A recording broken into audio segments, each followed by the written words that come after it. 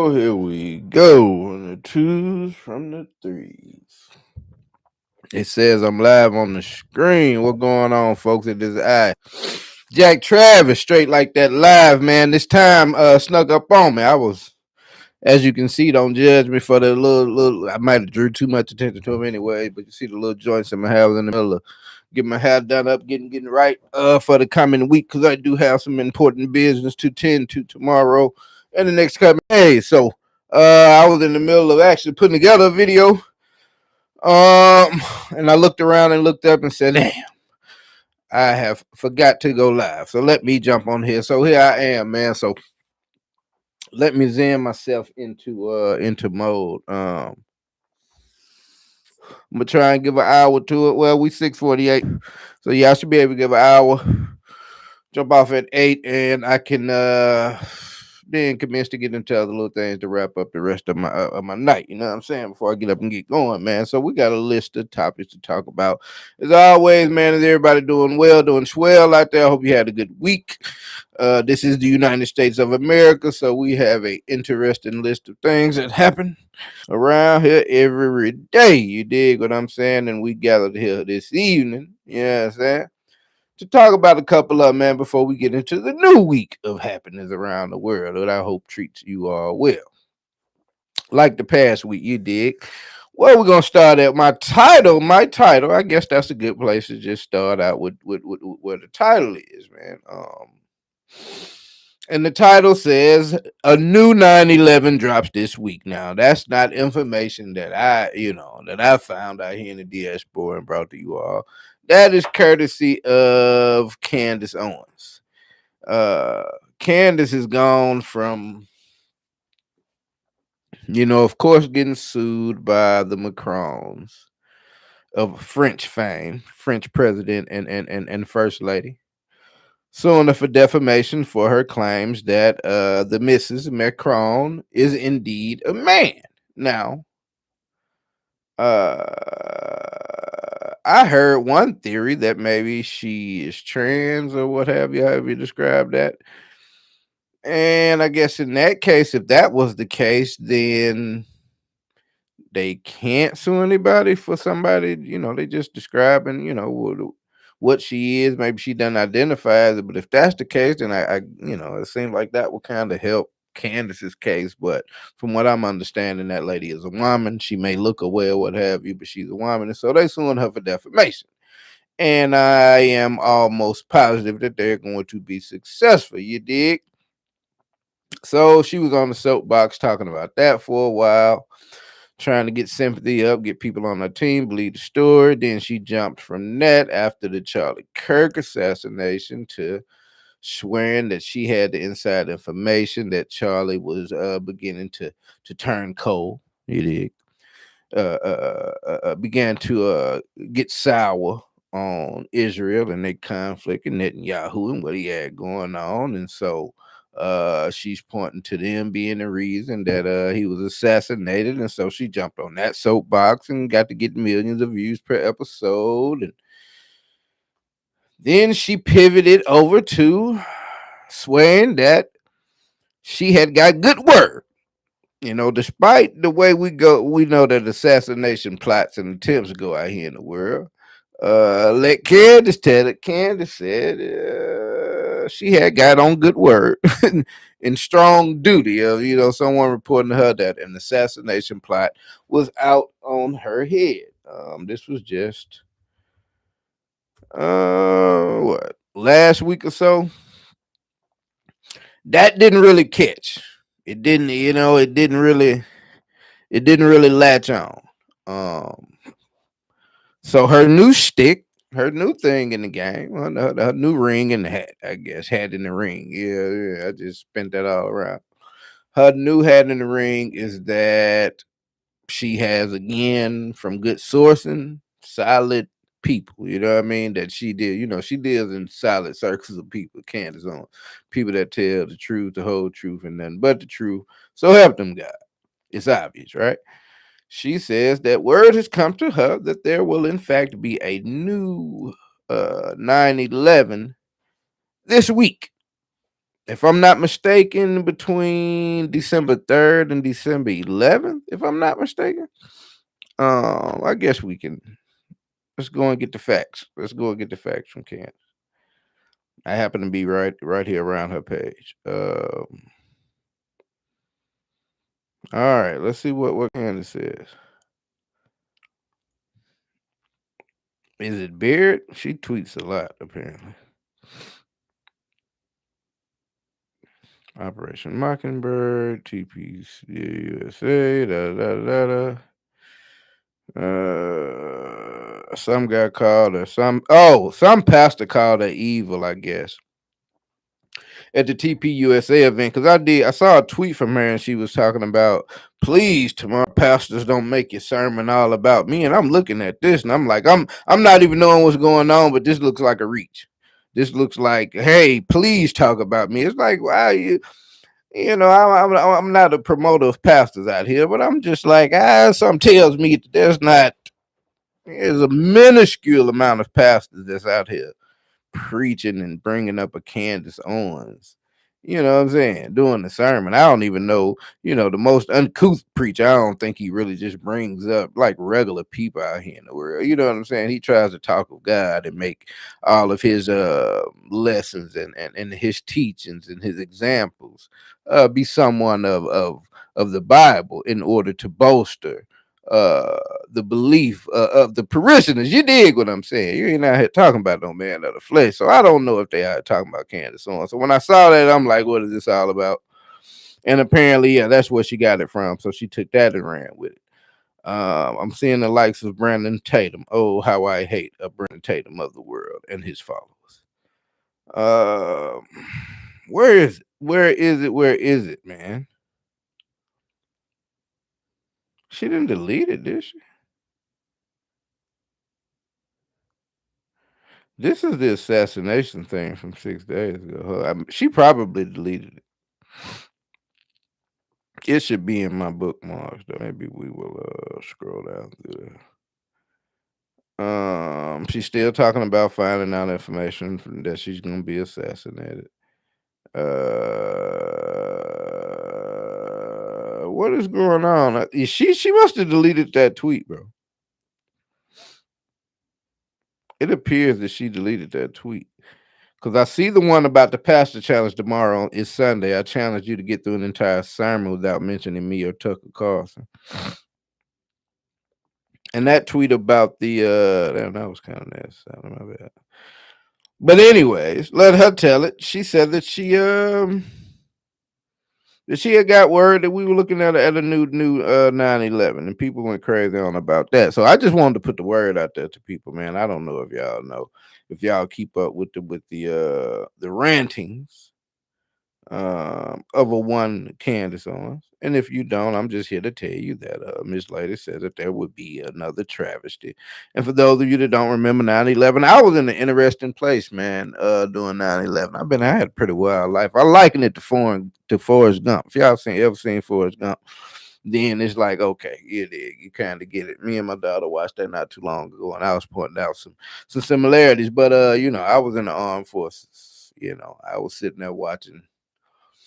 I watched the second plane hit the building, and I'm hands flat, face forward. Those of you that's been through basic training, they'll know exactly what that means. I guess you can kind of extrapolate or kind of imagine by hearing the words.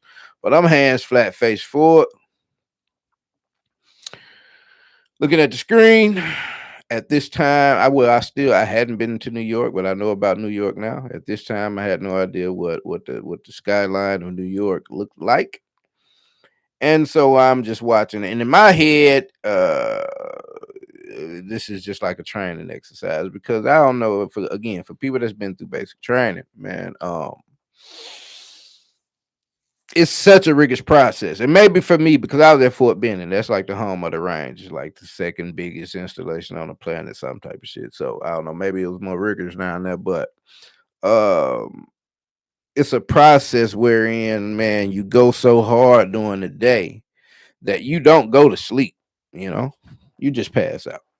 You dig what I'm saying? Like you don't tuck yourself in and like you just Finally get a chance when you can get horizontal, bro. The first time you get horizontal is you out. You dig what I'm saying?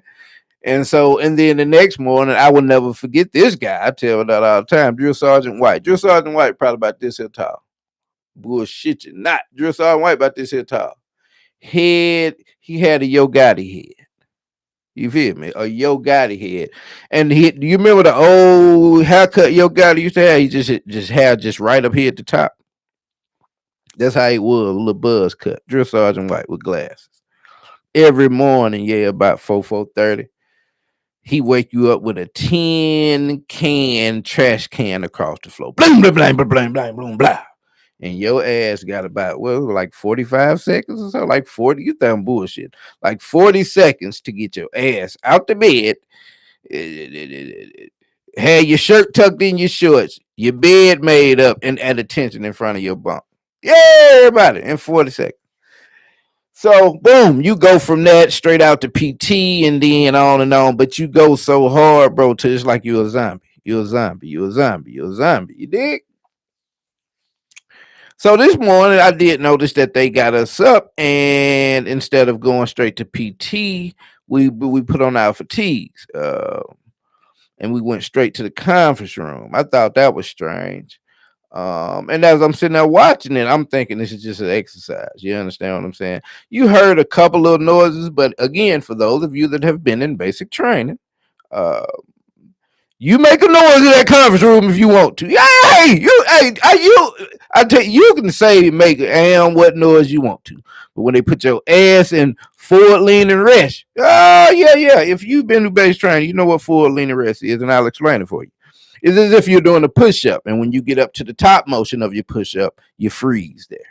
Yeah, they might make you freeze there for about 40 minutes. It's, oh, come on. Put you in the chair, lean your back up against the wall. Get 40. So, you make a noise, raise one of them hands up, turn your head you want to. And down here, it was always a million drill sergeants, but this particular day, this was like a movie, bro. We should have had a camera. I'm talking about 50, 7,500 drill sergeants. They just pacing back and forth. I never forget, one of the guys was like, it's real, soldiers. Because I'm thinking we just watching some and they about to take us through some kind of little, faux real world exercise, man. But it was wild. I think a couple cats that made noise in there were from up top, New York, New Jersey, or something like this here. And you know what I'm saying? They knew what they were looking at. But then they got to explaining, like, this is right now in New York City. We're being attacked. Um, If I'm not mistaken, he didn't start speaking until after the second one. Now, I will say that after going through it on that side, and a lot of things I've heard and looked into, prior, some of the theories and all of that, man, I can look back and kind of say it was, I don't know, it was weird, but it was such a different situation. I don't know that I could point out the things that happened and say, yeah, and that lend credence to any of the theories about any, like the prior information they had. And I'm sure the military, they knew. I don't know. I don't get all that. But yeah, that's the side I seen it from. And on that day, man, in and around that day, upwards of 3,000 American citizens were killed in the World Trade Towers. You understand? And this fool ass woman, Candace Owens, is so desperate, such a click chaser. That's a new term, not clout chaser, click chaser. She's such a click chaser, bro, that she's willing to attach her name to something so sour, bro. Like you never want to mention anything close to 9/11 happening again. Like you never want to even imagine that it can. You understand what I'm saying? Like that's not something that you want to, you know. Uh, that's not something you throw around. You know what I mean? People kill me out here, bro, with the type of shit that they advocate for or they turn a blind eye to just because it doesn't affect them. Like the type of people and the number of people that people willing to do in as long as it doesn't affect them and to appease other people. It's crazy. I was watching and that's a topic on here. I was watching Piers Morgan. He did a Jubilee episode that dropped today. And it was interesting to me because anytime you go towards Pierce and say he's either uh, MAGA or racist, he jumps out of his skin trying to disprove that. But if you watch his show and you listen to him talk, he carries water for Trump habitually. You dig what I'm saying? He seems to have a problem with a lot of black pundits and commentators out here. You dig what I'm saying? He doesn't have the same smoke for any of the white ones. You know what I'm saying? And so they were talking, and I don't know if he necessarily said it then, but he's been one of the guys that's just, oh, you can't call Trump Hitler. You can't say Hitler. You can't call him fascist. You can't call him Nazi. Boom, boom, boom. But they were talking about Mandami Zoran, him and one of it was Pierce against 20 liberals, woke liberals, work or something like that. And it was interesting how fast and how quick Pierce could spout that Zoran is a communist. I mean, just full frontal. You know what I'm saying? And I'm just like, bro, like, in what world is it okay for you to just come straight out with that as if it's fact? And he was getting drilled in that debate, might I add. You dig what I'm saying? If my OBS and StreamYard would have act right, I guess it's just the overall computer that I'm running. When I try to stream those kind of videos and watch them and and talk at the same time, it's choppy, man.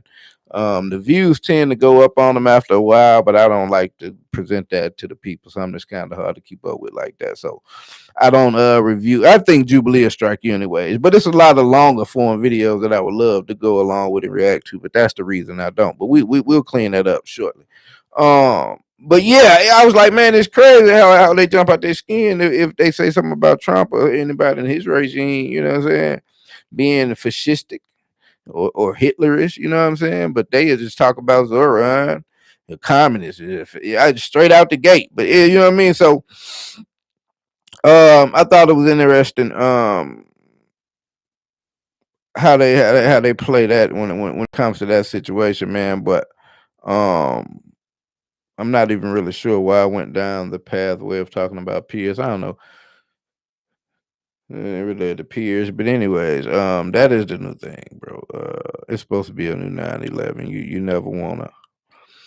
never wanna put that out there in the world, bro. Like, you imagine, yeah, you know what I'm saying? You sitting up on, I guess, you got the info wars and the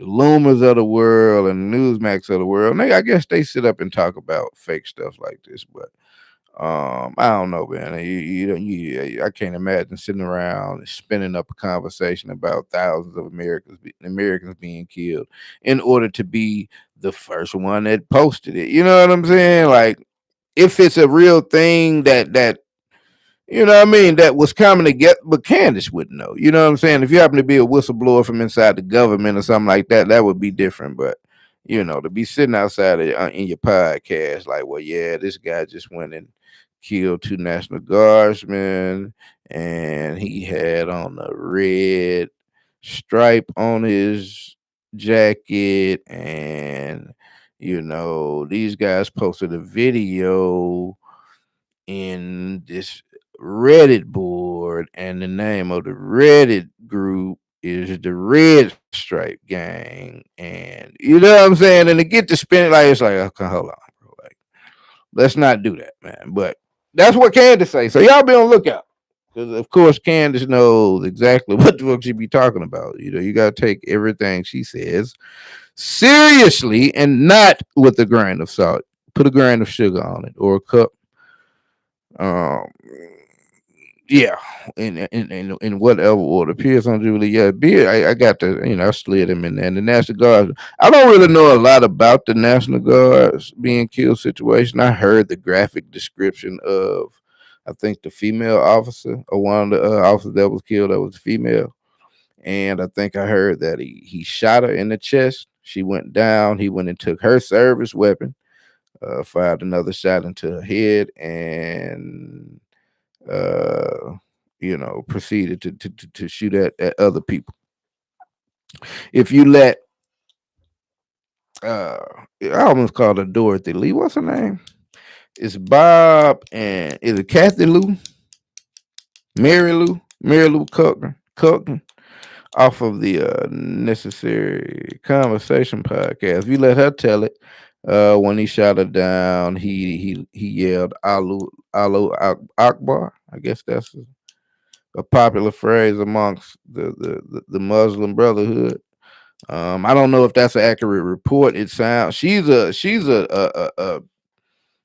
admitted QAnoner though, so you can tell her that 7,000 Chinese soldiers just parachuted in over the New Mexico border, and she would like go on her X page like send the troops, Trump. You know, but that's what they say is going on out here, man. I don't really know a lot about that. I think it was a. I don't even want to. I don't want to quote or say anything about who the actual guy was, man. I don't know enough about that. Anything else political? That's kind of like the gist of my political stuff, man. We'll talk about some more fun stuff now. All right. Let's go into some sports, I guess, man. Ain't a lot to say about those should do this go around. That boy, I clicked into the score earlier today. It was like 26-8. That's not a good score. He came out and won his first start last week, so I guess that's all that counts. You know what I'm saying? But they played the San Francisco 49ers. Good team out here. You didn't picture that the Cleveland Browns go win that game. I don't know if we pictured it'd be a 26-8. But from what I understand, there was a couple turnovers involved in that thing. And yeah, 49ers came out on top. I heard them say something, bro. Went with 15 for 29, 145 yards, no touchdowns, no picks. Mediocre day, but no picks. You can kind of take that as a takeaway. Because when I heard a couple turnovers, I assumed that he had threw a pick. So if he wasn't responsible for none of them, then okay, good money. As far as from that angle. But he is a starter now, and so he have his chance to keep going out there trying out and keep adding on to his resume, man. We are behind him, bro. They trying to get his pops up out of Colorado, from what I'm understanding, though. Yeah, man, and I don't really know what these people.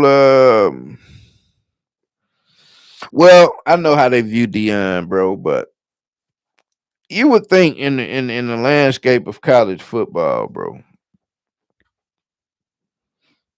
I mean, this is just kind of sports in general.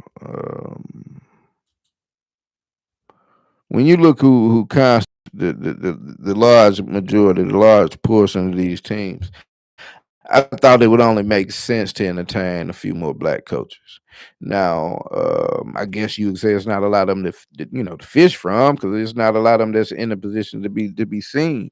But just in the sake of what we're talking about, a Deion Sanders.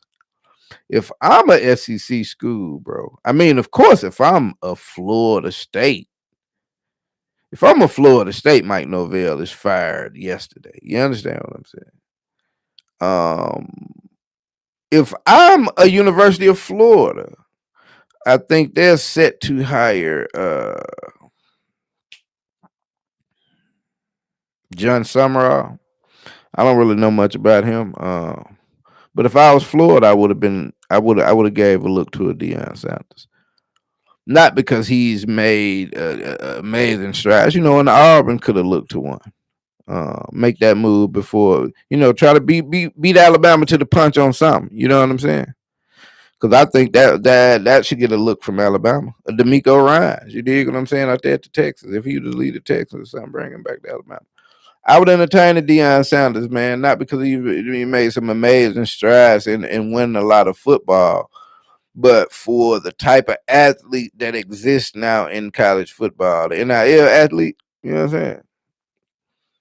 Flashy, got money, you know what I'm saying? Big headed to a certain degree. I think he would mesh well with the players. You know what I'm saying? I think they would respect the Deion. I think he can get along with them more. He can kind of see eye to eye with them more. You know what I'm saying? He got the Shadurs and all of them of the world. And I think in the football world, I think they rock with them boys. So I think it would be worth a look, bro. It's plenty coaches out here that get jobs every year that don't do no, right, just winning. You know what I'm saying? One just got a job in Auburn. Yeah, uh, Glownack. I almost called him Glownack. What's Golish? Adam Golish, Andy Golish, Mike Golish, some guy from the AC. Said Cuz went like 23-15 in his time down there. That don't sound good in a G5 conference, but that's Auburn for you of the world. They lost that Iron Bowl last night, 27-20, and woke up today and hired some guy. Now you know what's so crazy about it? Had they won that game last night, they wouldn't have hired the guy. They'd probably gave interim guy. You hear me? Like they so fickle. And I say this about Auburn, bro. Like I've been up with that rivalry my whole life. Auburn has nothing to stand on as far as this whole idea, man. This whole just feeling of, hey, we win down here. You either win or go home from Auburn. Auburn doesn't win like that, bro. They won a couple of SEC championships. And that's basically it. They had Cam Newton, you know what I'm saying? Bo Jackson. Um, that's pretty much it, bro. And it's so crazy because it's so country how they do it. They run around firing coaches, spending all this money, acting like they got the. And Alabama doesn't even do that. Alabama could be more, should be, not even say should, but you could look at it at Alabama and make sense. Like if they fired Caden Boy last year, you'd be like, okay, that's Alabama, bro. Them boys, they win down there. You know what I'm saying? But Auburn run around firing coaches as if they expect to be, 10-2 and in the playoff conversation every year, every other year. And that's never been true of Auburn. You know what I'm saying? It looks so stupid what they doing right now. They on their fourth coach. And from what I'm understanding, they still paying the last three. Hugh Freeze, Brian Harson, and damn, who was the guy before that? Is it Gus? Gus Harrison, Hugh Freeze. I feel like it was somebody in between there, but oh no, I think Lack took over. But anyways, they still paying the last three. And just hired this guy at 7.4 million a year for 6 years. So you're talking about, you know, 42, 245 million, somewhere around in there once you add up all the little leftover. And yeah, that's Auburn for you, bro. That game last night, Alabama pulled it out, and what I should have named the episode "Ball Don't Lie." You know what I'm saying?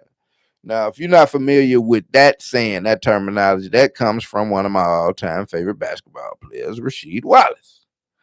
Rasheed Wallace, every time he felt like it was a bad call by the referees, like on a steal attempt or something, a block attempt or whatever, and they would call a foul, a goal 10 on him, and the guy went up and missed the first free throw, ball don't lie, he'll scream loud and proud. And if you watch enough sports, man, it tends to be a thing.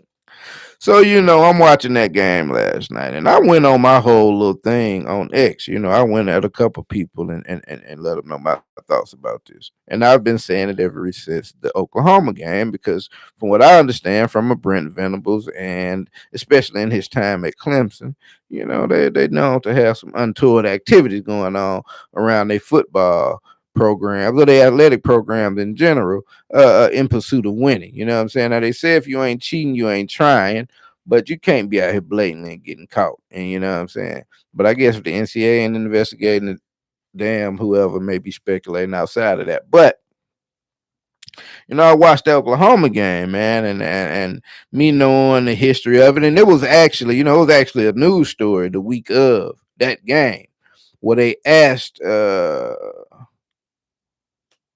Ryan Grubb about what they were doing. I think they asked Kalen DeBoer also what were they doing to change up the signal calls because Brent Venables was known to steal signals, and they addressed it. And so I watched that game and I think that he was successful. It was a very sloppy game, man. Defense just on time every snap. Boom, boom, boom, boom. That's the Oklahoma game.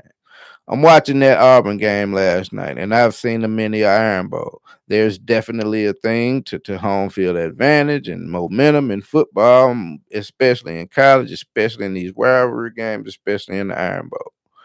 But being more up and being ready to going harder does not change your football awareness. To say from let's take it in video game terms, that does not take your awareness from a 78 to a 90.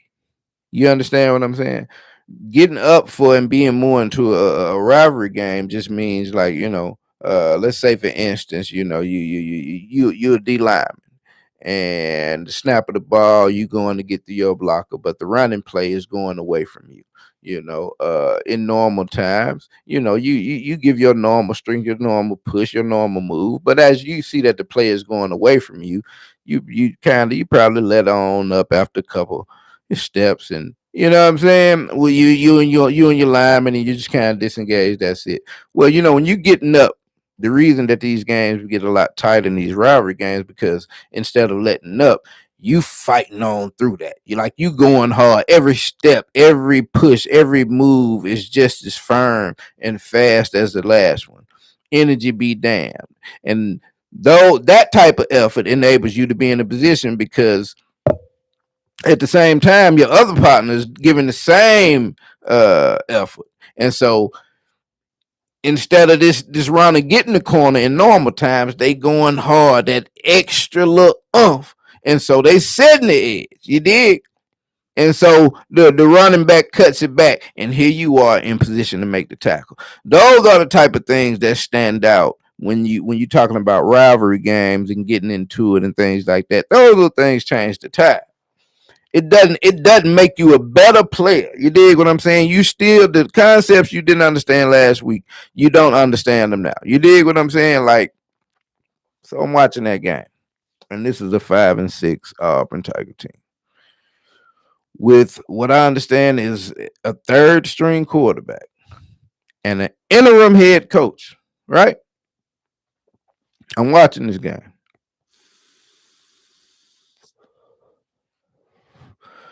and from snap one, defense is going crazy. And I know they got a couple of NFL prospects, but a couple don't make for an entire defense to be clowned the way they was clowning, bro. Every snap, I'm looking at the linebackers, bro. The D line. I'm looking at the linebackers. When the linebackers would blitz, I go to explain to my daughter a lot of this stuff last night as I'm watching because I'm adamant, and I'll hit on all type of things. Let's go to the defense first because that's what won the day for them. Okay, no, I tell you what. Yeah, let's go defense first. So I'm watching the defense, you know what I'm saying? I'm watching Ty, and I'm like, every snap, bro. And like we've been critical of our offensive line for a while now, but I'm starting to think it's more to this story because Alabama recruits like hell. There's no way they just got a Swiss cheese offensive line. You know what I'm saying? There's no way that Caden Proctor is not showing up. It's no way he's a dud. You know what I'm saying? I'm starting to feel these things. I'm watching this old line, and I'm like, bro, every snap, Holmes. D line seems to be shifting and moving in the perfect angle away from the way that the O line is blocking for the play. I'm watching the Auburn linebackers. You know, I heard them say at one point uh, they rushed 7. Bro, you rarely. That's like goal line type. You are rarely going to see a team rush 7 defenders out in the open field. You dig what I'm saying? Especially a 5-6 Auburn ain't like they got all world foes. The other foe back there all world. You know what I'm saying? And they did it all night, and they were on the B line, bro. I explained it to my daughter. I'm like, a play action is for the purposes of making that defender just stop for one half step to address whether the ball is being handed off or not, just to break the momentum of, you know what I'm saying? Break his blitz, stop his eyes. Bro, shit. Them Auburn linebackers was on the B line, bro. I mean, on a B line, and I mean they headed straight in the right gap. I watched a couple times where uh, the D line linebackers they blitzed, but it was like a swarm. It was a swarm blitz type of thing that I never seen. Well, all of them went out wide. Now in football, if you play the video game, you notice in football, if a quarterback looks up and the Red Sea parts like that, that is, you don't do that because that is open scramble territory. And Ty Simpson is a great runner when he needs to. I watched a couple times and I'm like, man, that don't look normal. I'm looking at the linebackers, bro, and I'm gonna break this thing out with now because I thought hard about it last night. I'm looking at the linebackers. And I noticed the same thing. Okay, I noticed this thing in the Oklahoma game. In the Oklahoma game, Kalen DeBoer at some point, they called a play where it was like a fake snap to the point that by the time they snapped, we scored a touchdown off of it. Alabama scored a touchdown off of it. By the time when they snapped the ball, all the Oklahoma defenders were still looking to the side, trying to get the play in. I went into my whole little rant about that, how that looked crazy. And I think Kalen DeBoer, Ryan Grubb, I think they did that on purpose. I would not be surprised if it's been some letters sent in to the NCAA. But last night,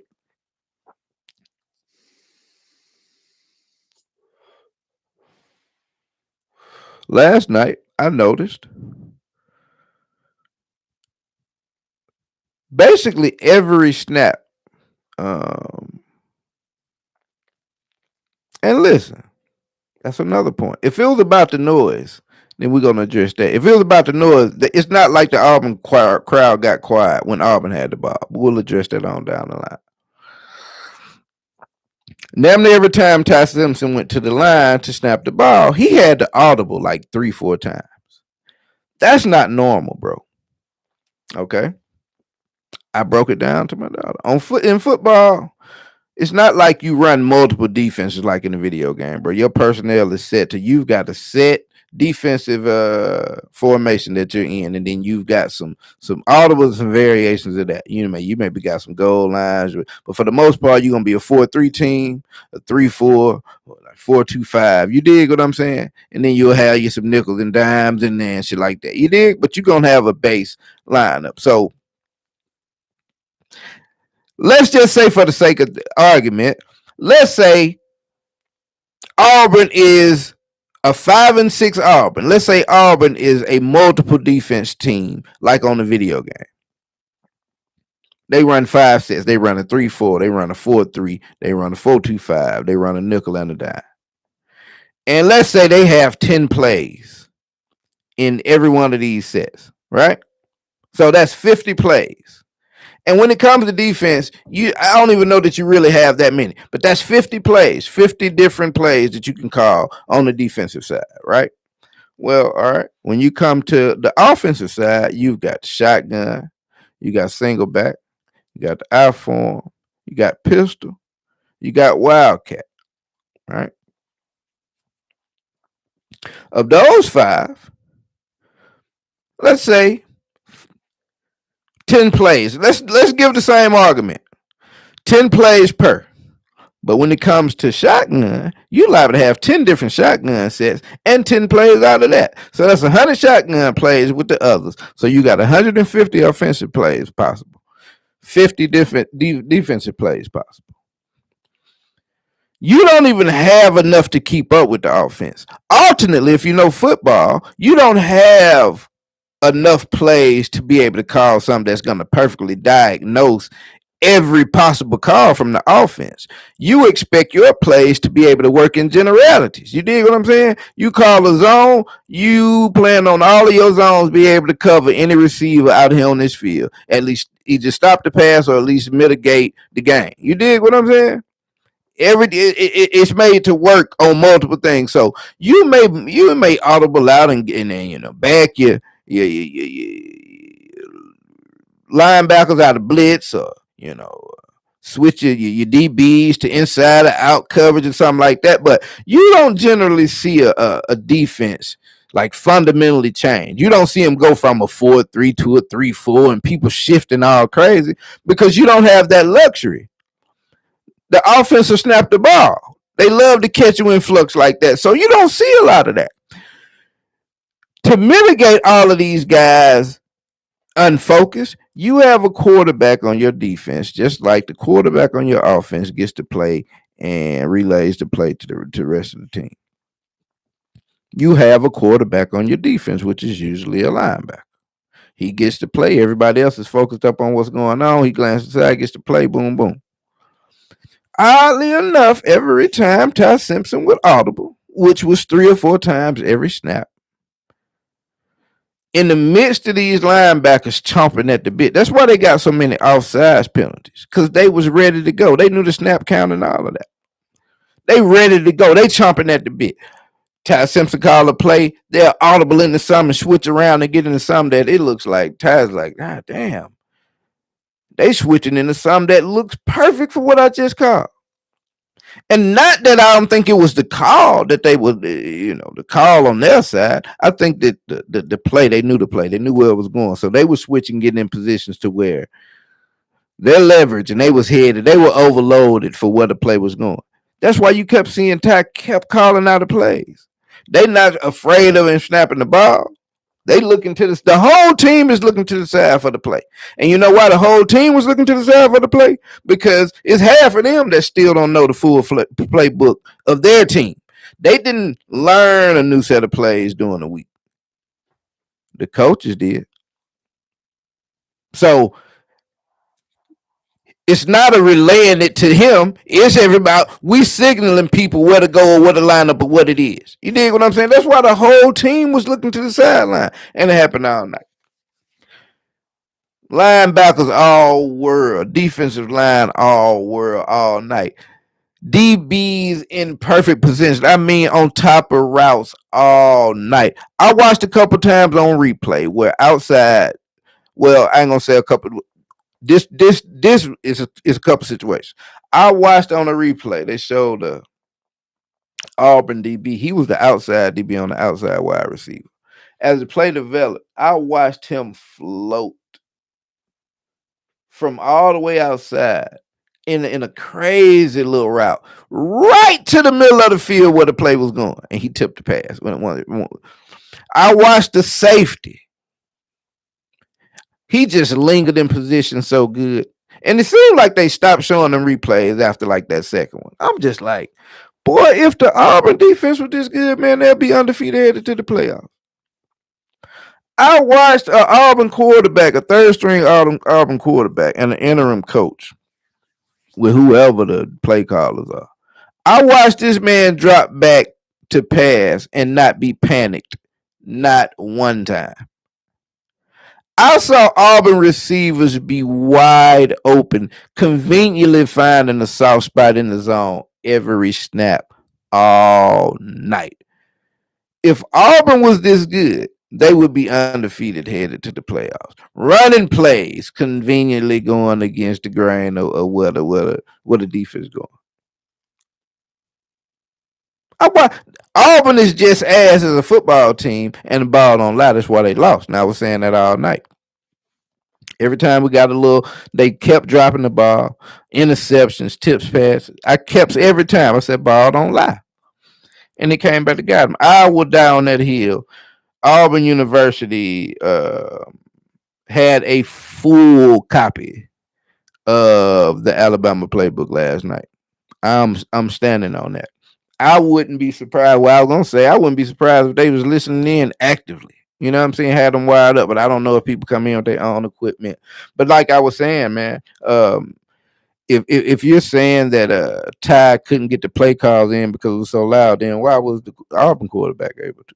You know what I'm saying? So I'm telling you, bro, I watch a lot of SEC football, and if you know the rivalry between Alabama and Auburn in that Iron Bowl, you would not be surprised. These things happen. You know, Michigan got caught doing it a couple years ago, and for my money, Oklahoma and the Auburn game this year were stark examples of play calls being stolen or playbooks or some kind of nefarious action going on uh with that thing, man. But they woke up today and hired some guy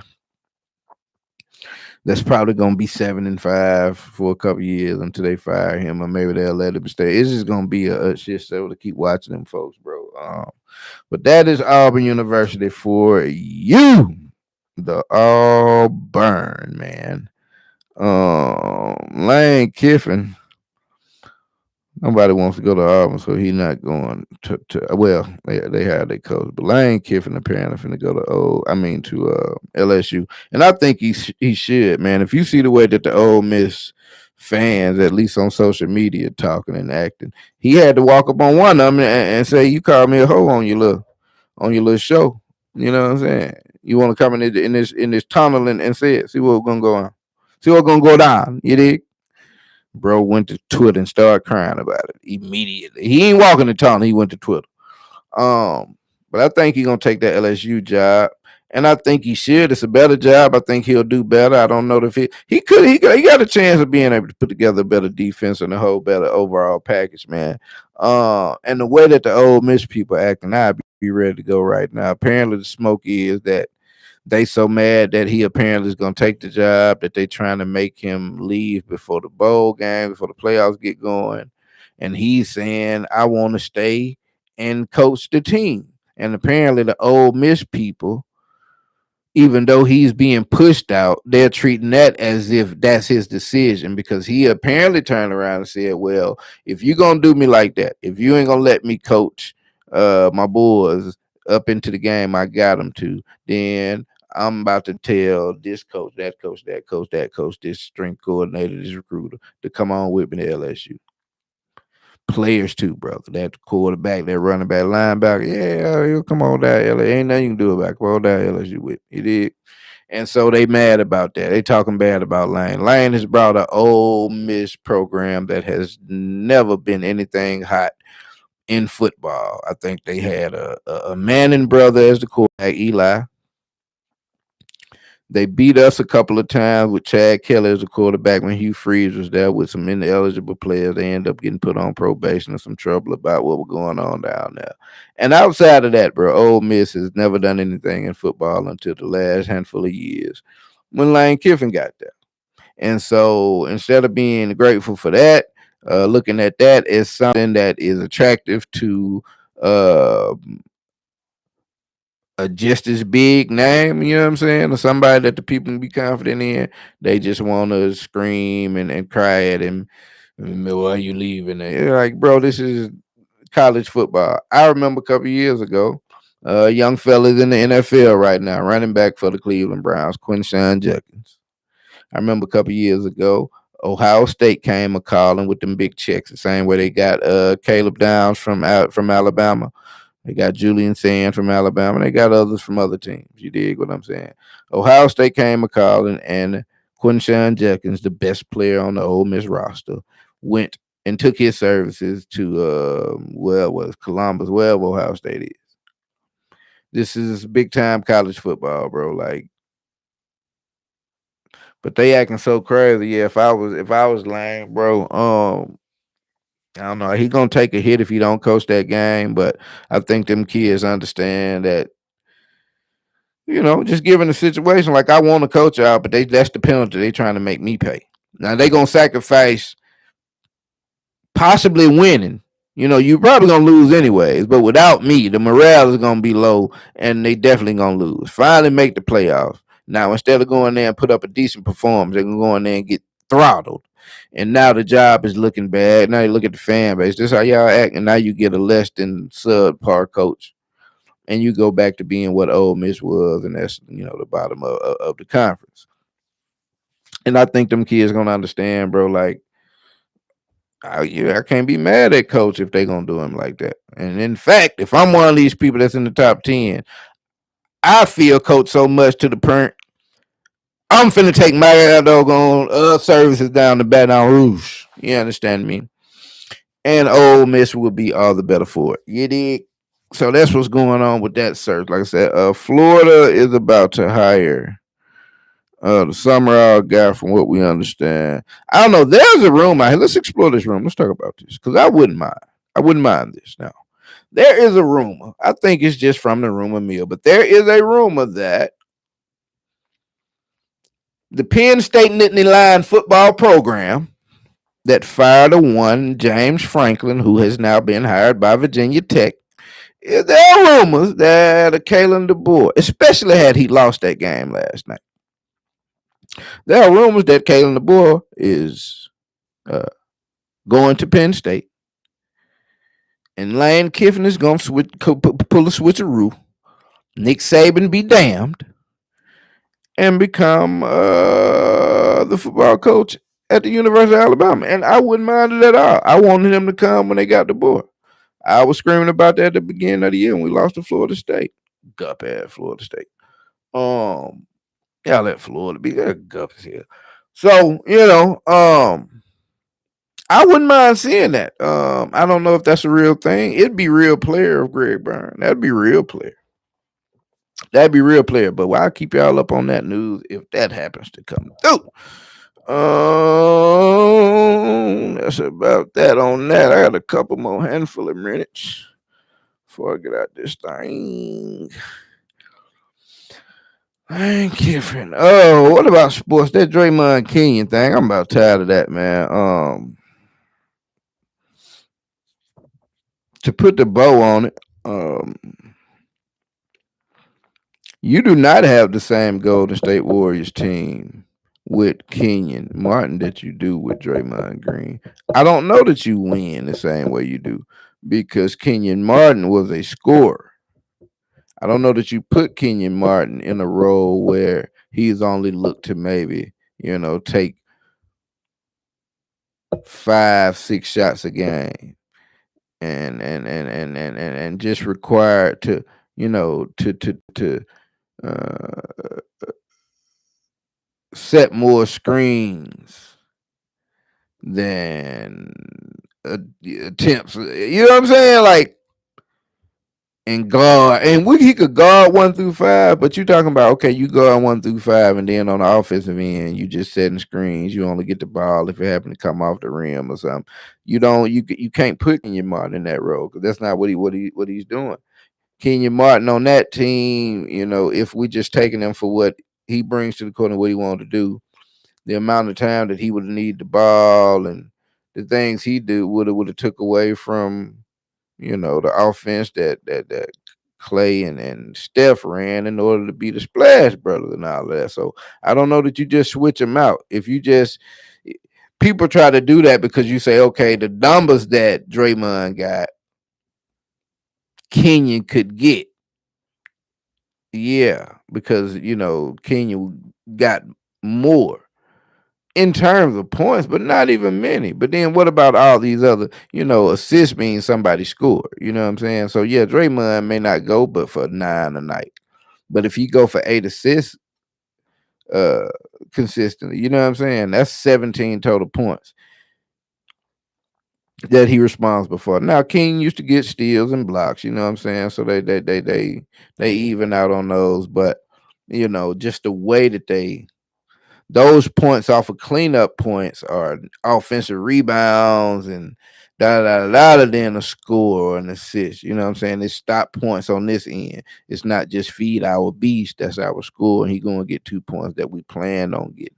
Draymond kind of get things that they weren't planning on getting, and they become super vital. You know what I'm saying? So I don't know that I could say Kenyon was a more athletic player. I've said if you boil it down, I think the only thing that Kenyon Martin could do better than Draymond Green is jump higher. You dig? Outside of that, I can't say that he was a better shooter. Neither one of them were great shooters. I don't remember a lot of jumpers I seen Kenyon hit. We know Draymond got the ugly little jumper. You dig what I'm saying? He hit it every now and then. Defensively, they line up. You know what I'm saying? Yeah. So I think he's more athletic, man. So I think that's probably like the only thing to that argument. But yeah, it's still raging on because they kind of went back and forth for a little minute. But that's the thing on that. Speaking of athletes, I saw something else, man, from Odell Beckham. and he was explaining how people misconstrue how easy or how hard it is to maintain and make $100 million last. And he started by saying, after taxes, 40 million gone, so you're down to 60 million. And I would like you to pause right there. Bro,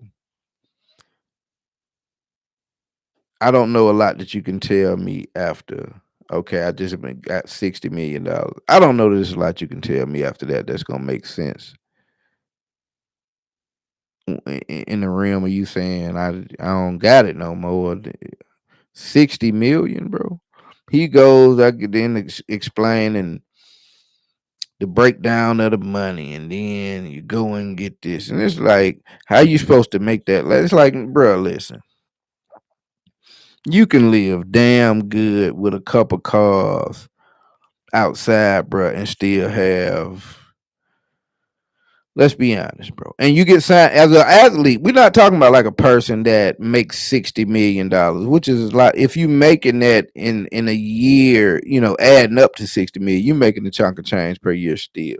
But in athletes, we're talking about. Let's say they sign $100 million contract, and then okay, you say only 60 of it is coming to me, and then of that 60, uh, 45 is my signing bonus, and then I get paid equal up to whatever to make this other 15 million over these years. So boom, you get 40. You look up one day, and boom, it's $45 million in your account. Let's just look at it like this, bro. Let's just say you take 5 million at the top, right? And in that 5 million, you say, bro, I'm finna build me a crib. I'm gonna buy me, the 2, 3 whips that I want. And get my mama a whip. Get my mama a house. You know, sisters, and let's just say inside of that you got your house, your mama house, 3 cars for you, a car for your mama. I don't know, I guess wife and kids and stuff out there, but that's kind of just extra. You have to add it up. I mean, unless you feel like because you got 45 million, you can live in $40 million shit. I don't see how you couldn't build 2 mean ass cribs and buy a handful of mean ass cars and have some backup savings accounts with out of $5 million, and now you got $40 million. How many clothes you buy, bro? Like, and then I mean, $40 million, bro. Like through a year, you telling me you just gonna keep, nigga? You wasn't used to eating caviar before you got in the league. Don't tell me because I can afford caviar now. Well, we used to eating caviar, so we got to keep eating caviar, nigga.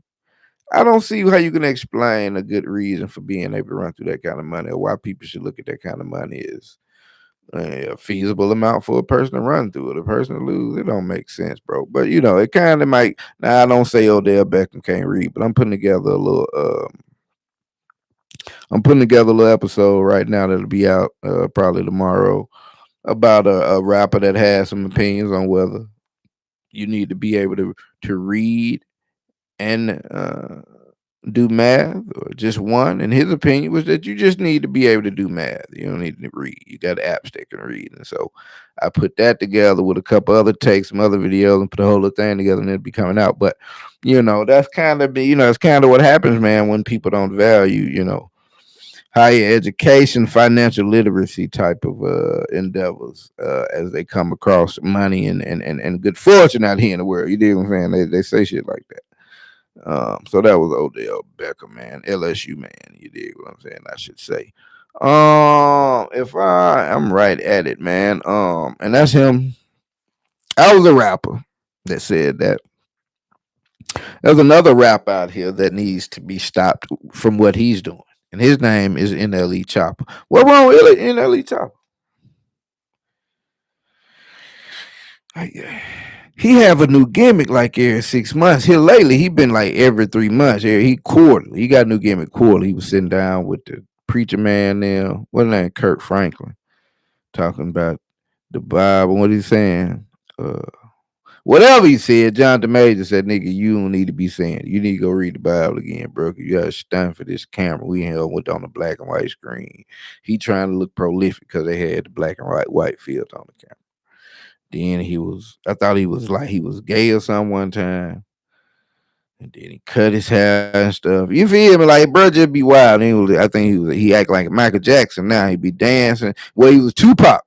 He was Tupac 2 weeks ago or something when he made the first diss song about NBA YoungBoy. I guess both of them from New Orleans or Louisiana. I don't even know what the connection is. And then Young Boy ain't say nothing. And then I think Young Boy said something the other day, and then NLE Chopper made another weak music song, dancing with outfits on. And this time he like Michael Jackson. Somebody need to pull his contract. Only got a 360 contract with somebody or something. Yeah, I need to stop this. What's wrong with NLE Chopper? Self-awareness is key. Now I said before, going Hollywood is like a trait that I don't have, man. Some people can just embarrass themselves and not worry about it. Any publicity is good publicity. I'm not one of those people. NLE Chopper seems to most certainly be one of those people. And that's what he got going on out here in the world. NLE the type of nigga that would cut your hair wrong and talk to you crazy about it. Like I saw this little video the other day. I'm gonna end on this. It was a video about a cat. Cat is in the barber shop. Holmes done pushed his line bike. You understand? I gave him a LeBron. Jalen Brown. You hear me?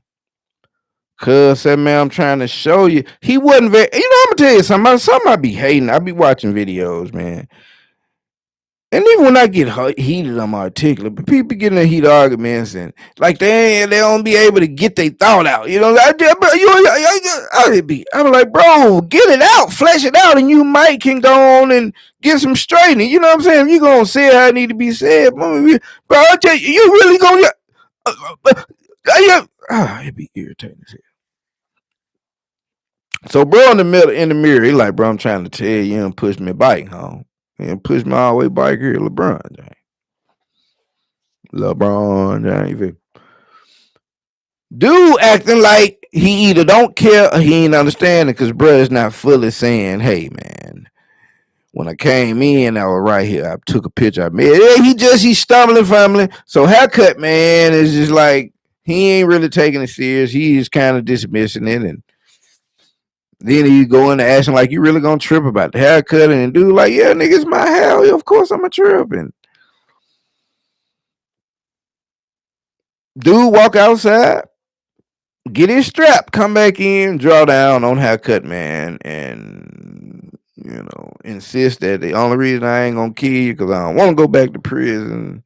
Where do y'all stand in this argument, man? I mean, a haircut is a sensitive thing in the community, in the culture. You know what I'm saying? The pushback line can be detrimental to you just whole aura. You understand what I'm saying? I ain't gonna hold you. Now you can put a hat on now, but you can't wear a hat everywhere. Hey man, gotta go to church, or work or something. You know what I mean?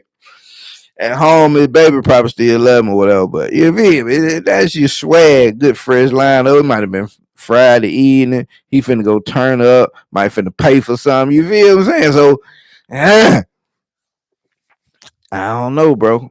And it's bad enough if you done push me back right there. Now this might have been a fake video. Most likely it probably is.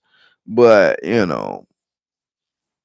you can't mess my haircut up and then kind of act like you don't care. Ask me what's my problem, like what I'm tripping on. Like, nigga, what you mean?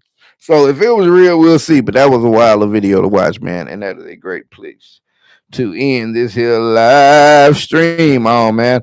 It is right at 8 o'clock. Boom, I did good, man. So yeah, I'm gonna use these last couple hours to wrap up a couple things, man, to get myself ready for the coming week. And like I said, I got an episode that'll be out. I'll get to exporting it here in a minute, and it'll be out tomorrow. So y'all be on the lookout for it, man. And until then, it has been a good live session with you all. Lisa Jean, what going on? You know what I mean? Um, And I'm about to get out of here, man. Straight like that lie. I'm out.